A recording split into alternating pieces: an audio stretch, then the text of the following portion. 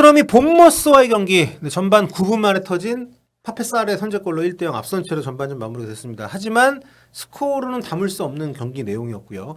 일단 전반 30분에 사르가 부상으로 실려 나갔습니다. 실려 나가진 않았죠. 걸어 나갔는데 사실 좀 본인 선수들의 부상 이후에 어떤 리액션을 보면 대충 부상 정도를 많이들 점칠 수가 있다 하는데 사르가 펑펑 울면서 나갔습니다.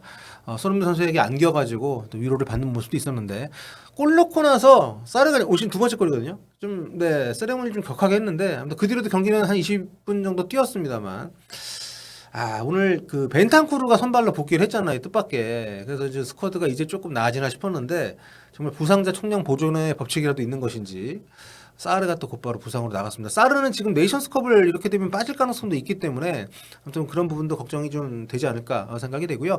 자, 하지만 사르가 나간 이후 사르 이전에도 손흥민 선수 기회가 있었는데 좀 슈팅 빗나간 것은 슈팅으로 기록이 안 됐고 옵사이드 처리가 됐기 때문에 그 뒤에 존슨에게 빼줄 수 있는 기회를 보다가 자기 슈팅 타이밍을 놓쳤던 좀 아쉬운 부분이 있었고 그런 과정 속에서 손흥민 선수가 전반전 AI 평점이 6.9점 이렇게 나왔는데 전반전 추가 시간이 9분 주어졌잖아요. 굉장히 긴 시간을 뛰었음에도 불구하고 손흥민 선수 전반전 볼터치가 14번밖에 되질 않습니다. 그만큼 오늘 왼쪽 윙으로 나왔습니다만 상당히 그 많은 활동량, 수비 가담도 많이 해줬고 많은 활동량을 보였음에도 불구하고 전체적으로 볼을 잡을 수 있는 기회 많이 나오질 않았고요.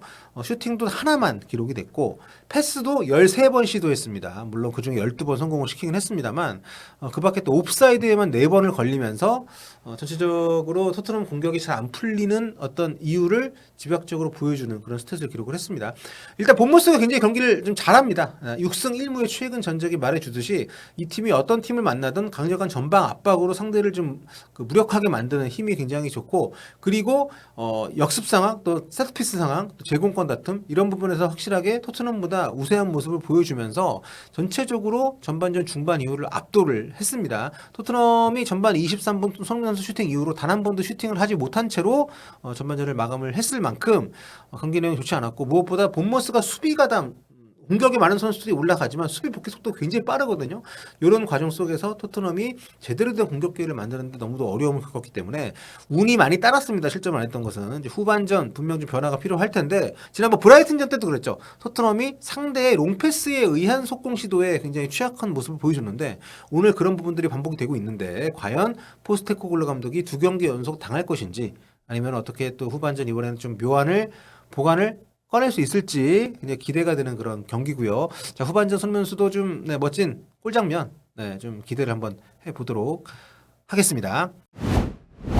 자, 순위는 5위 자리를 유지했지만 아스날이 같은 시간 펼쳐진 경기에서 풀럼에게 1대2로 졌기 때문에 자, 4위 아스널에게 승점 1점 차로 따라붙는 상당히 좋은 흐름으로 자, 전반기를 마감을 하게 됐습니다. 현지 날짜로는 2023년 12월 31일 마지막 종료된 경기였고요. 한국 시간으로는 2024년 1월 들어서 손흥민 선수가 첫 골을 넣는 그런 경기로 기억이 될 것 같은데 손흥민 선수의 골이 결국 결승골이 됐습니다. 1대0으로 굉장히 힘겹게 앞서가던 상황에서 경기 내용이 워낙 안 좋았기 때문에 이거 따라잡히거나 뒤집힐 줄 알았던 경기였거든요. 그래도 본머스가 전반전에 오버페이스 했던 것 같아요. 후반 들어서 전반에 보여줬던 것 같은 압박을 보여주지 못했고 그리고 토트넘이 확실히 본머스보다는 훨씬 더 결정력이 높은 모습을 보여주면서 물론 손흥민 선수를 얘기하는 겁니다. 손흥민 선수의 요 적시에 터진 추가골 그리고 히샬리송의 10분 뒤에 터진 쐐기골 이걸 묶어서 3대0으로 앞서가다가 앞서가니까 또 아주 대대적으로 선수 교체를 했죠. 그러면서 잠그겠다고 포스테코글루 감독이 다이어를 집어넣는데 다이어가 실수를 좀 했습니다. 아무튼 5백으로 바꾸고 나서 오히려 실점을 했고 그리고 막판에 히샬리송 대신 들어왔더니 벨리즈 선수가 벨리스가 선택을 좀 잘못해서 손흥민 선수에게 패스를 주지 않았던 장면도 물론 있었고 그 뒤에 벨리스가 좀 부상이 있어가지고 거의 못 뛰는 상황이 나와서 그냥 빠졌거든요. 그러면서 막판에 10명이 뛰었습니다. 토트넘이. 다이어 선수까지 포함을 하면은 토트넘이 사실상 10명도 안 되는 거 아닌가라는 걱정이 들 만큼 취약한 상태로 경기를 했는데 어쨌든 엄청난 추가 시간이 주어졌음에도 불구하고 승리를 지켜냈고요.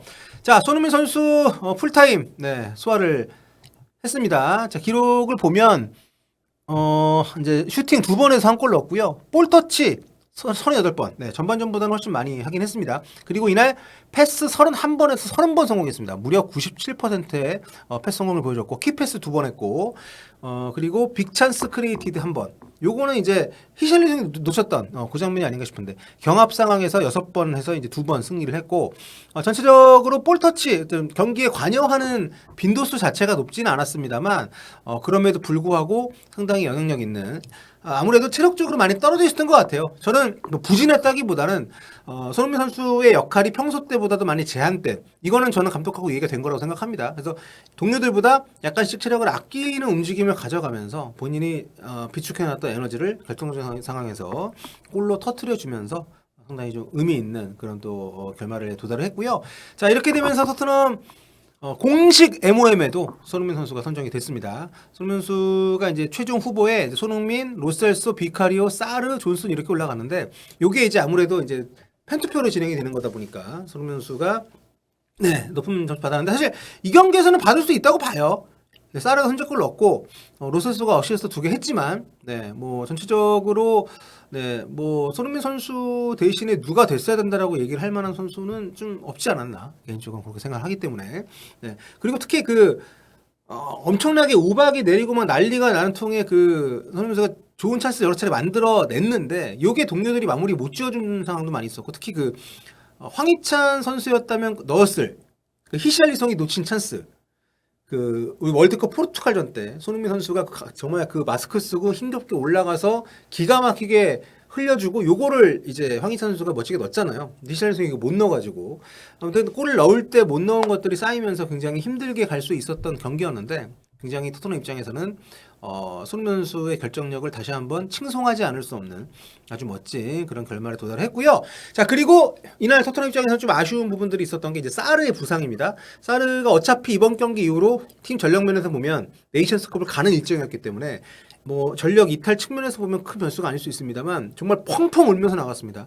그리고 막판에 투입됐던 벨리즈 선수, 벨리즈 같은 경우에는 손흥민 선수가 이제 아시안컵을 갔을 때 아무래도 공격 자원이 부족해지지 않겠습니까? 이런 상황에서 베리스가 지난 경기 때 손흥민의 도움 받아가지고 골도 넣고 좀 기회를 많이 잡을 수가 있는 그런 타이밍인데, 오늘 이 선수 역시 펑펑 울면서 나갔습니다.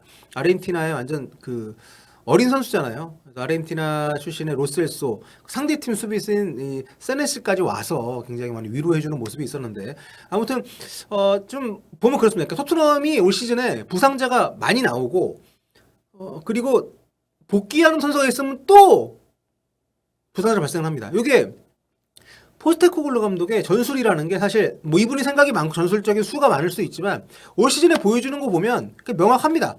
무조건 압박 앞에서 계속 뛰어다니고 또 라인 끌어올리고, 그러니까 이게 뭉뚱그려진 게 포스테코글루 감독의 전술인데, 물론 요 축구를 90분 내내 1시즌 내내 할 수 있다면 굉장히 매력적이고 굉장히 상대를 위협하는 경기를 할 수 있지만, 이게 좀 약간 부작용이 있지 않나. 이런 체력적인 한계를 선수들이 매 경기 시험을 하고 거기에 이제 선을 넘나들다 보니까 부상자도 많이 나오고, 경기 중에 좀 위험한 상황들도 나오고, 퇴장 나오는 것들도 그렇고, 이런 약간 좀 굉장히 어그레시브한 면이 있기 때문에, 물론 지금까지 성적 나쁘지 않습니다. 나쁘지 않고, 뭐 경기도 훨씬 재밌고요.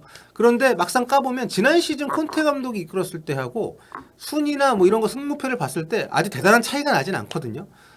그런데 부상자의 숫자는 훨씬 많다는 거. 그러니까 이런 부분들에 대한 뭐 연구가 팀 내에서 있을지 모르겠지만, 확실히 어느 정도 부담을 좀 안고 가는 축구를 하고 있다는 건 분명하기 때문에, 손흥민 선수는 아직 부상 없이 잘 뭐 시즌을 소화하고 있지만, 또 포스테코글루 감독도 전술적으로 그런 부분들을 좀 저는 배려를 하고 있다고 생각을 합니다. 히샬리송이 훨씬 많이 뛰면서 오늘도 손흥민 선수가 덜 뛰는 만큼의 어떤 영역을 커버를 해주는 모습을 보였기 때문에, 그런데 뭐 그런 걸 다 떠나서 굉장히 좀 부담이 되는 것은 분명하고, 게다가 부상자 많은 상황에서 지금 뭐 비수마, 또 사르, 손흥민까지 빠지게 되고, 또 1월 이적 시장에 어떤 선수들이 올지 모르겠지만 이 선수들이 또 도착하는 그 과정에서 과연 이 팀이 전반기에 보여줬던 그런 동등한 혹은 그보다 발전된 퀄리티의 경기를 할 수 있을지가 굉장히 좀 걱정이 되고, 그리고 어쨌든 매 경기 거의 뭐 실점을 좀 하고 있지 않습니까? 그런 부분에 대한 보완책에 대해서도 감독 입장에서 고민이 좀 많이 될 것 같고요. 그러니까 오늘도 재미있는 기록이 있는데, 로메로 선수가 출전했을 때하고 안 출전했을 때하고 토트넘의 경기력의 차이가 많이 났었습니다. 오늘이 로메로가 뛰지 않은 경기에서 토트넘이 처음 이긴 날입니다. 지금까지 로메로가 뛰었던 경기에서 11승 2무 1패였고요. 로메로가 뛰지 않은 경기에서 1무 4패였는데 자 오늘 토트넘이 로메로가 없는 경기에서는 이렇게 처음 이제 승리를 또 했기 때문에 일종의 그런 징크스를 깼다라고 볼 수 있지만 여전히 실점은 또 했고 또 대치자가 마땅치 않다는 것을 재확인했기 때문에 로얄이 굉장히 불안했잖아요. 그래서 그런 여러 가지 상황을 커버할 수 있게끔 오늘 경기 전에 그 드라구신 선수하고 그 센터백 드라구신 선수하고 개인 합의를 했다는 보도가 나왔는데 이 선수를 최대한 빨리 영입을 뭐 하든지 그래서 굉장히 좀 여러 가지로 토트넘 입장에서는 좀 많은 생각이 들게 하는 경기가 아니었나 생각이 듭니다.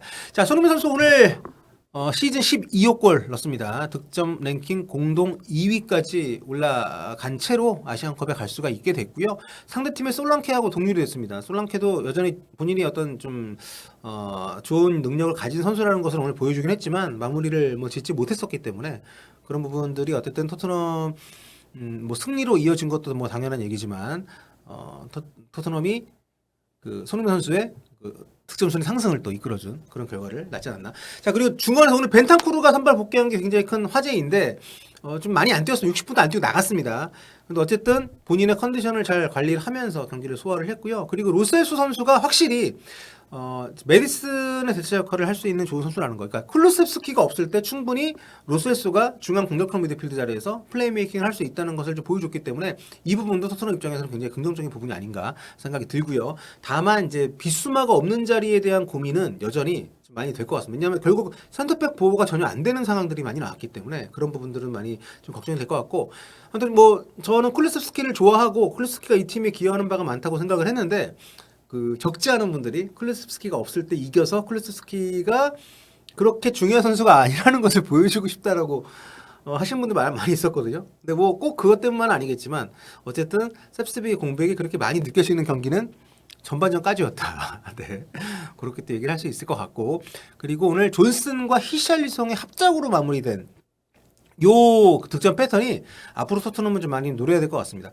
저는 그러니까 오른쪽에서 포로가 굉장히 많이 올라와서 뭐 유의미한 뭐 시도들을 많이 합니다만 실속이 좀 없고 또 수비적으로 좀 부담이 너무 크다고 생각하거든요. 그렇기 때문에 이 사이드를 파고 들어가는 공격에 있어서 풀백의 비중을 좀 줄이고 존슨이 스피드도 있고 어쨌든 계속 좀 나아지고 있으니까 이런 패턴을 좀 더 많이 실전에서 볼 수 있는 그런 좀 방향으로 가야 되지 않나.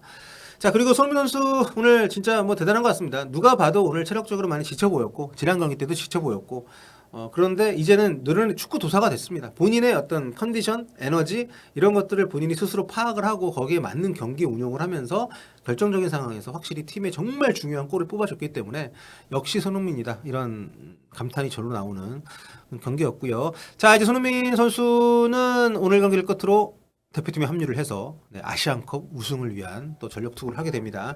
뭐 시간이 이렇게 많지는 않습니다만 휴식을 잘 취해서 아시안컵 때도 부상 없이 자 우리에게 또 많은 좋은 골 소식들을 들려줬으면 좋겠습니다. 자 토트넘이 본머스를 3대1로 잡고 브라이턴전 패배의 충격에서 벗어났다는 소식 전해드렸습니다. 자 다음 시간에 뵐게요.